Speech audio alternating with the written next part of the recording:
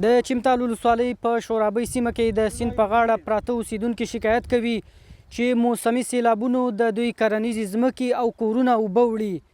دوی وایي که حکومت چیرې د دغه مخه ونه نیسي نو لرې نه ده چې په دغه سیمه کې به یو لوی کلی په سیند لاهو شي. افغانستان چې تیرو څو کلونو کې یوه سخته وچکالۍ کې ښکېل و، خو سږ کال وروستیو ورښتونو د افغانستان په ډیرو ولایتونو کې خلکو ته د سر زیان ترڅنګ درانه مالی زیانونه هم واړول.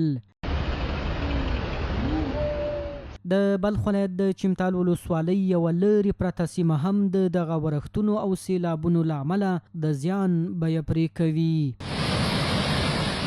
د چمتال ولسوالۍ د شورابۍ په سیمه کې د سیند په غاړه پراته اوسیدونکي وایي سیند د دوی د کلي خواته مخه کړي او تر دې مهاله د یوه کلي شاوخوا 15 کورونه او په لسګونه جریبه کرنیزه ځمکه اوبو وړي.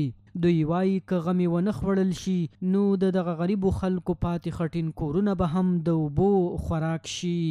ما را سیل برده این میشه که شما حاضر شاهد آمدین دیدین فیلمبرداری کردین سعی کردین این باقی که آثارش مانده او طرف که 20 خانه تخریب شده و تخریب شده رفته دیگه چیز وجود برای ما هم نمانده زور ما هم نمیرسه. ما غریب مردم هستیم تحت پای پا خراب شده سیلا زیاف است او زیاف است. کار یک همکاری همی دولت ما باشه که یه نمی سای ما را یه نمی کانا را آبش از سای ما زیر قریه چپتر کنه دورتر بسازه. دی تنها یک قریه نیست 3 قریه شورابی افغانی است ناقلین است عرب است. این سای 3 قریه در خطر قرار داده. با این سایی که شما میبینید شما این سای نزدیک دیدین پایانتر از شما ندیدین بسیار کشت از بین برده بسیار قریجات بسیار نفوس از بین رفته. خو د چمتال ولسوالۍ مرستیال وایي دغه ستونزې اړوند چارواکو سره شریکه کړي. نوموړی وایي که د اوبو د مخنیوي او مهارولو په برخه کې کوټلي ګامونه پورته نشي نو په دغه سیمه کې به یو لوی ناورین رامنځته شي.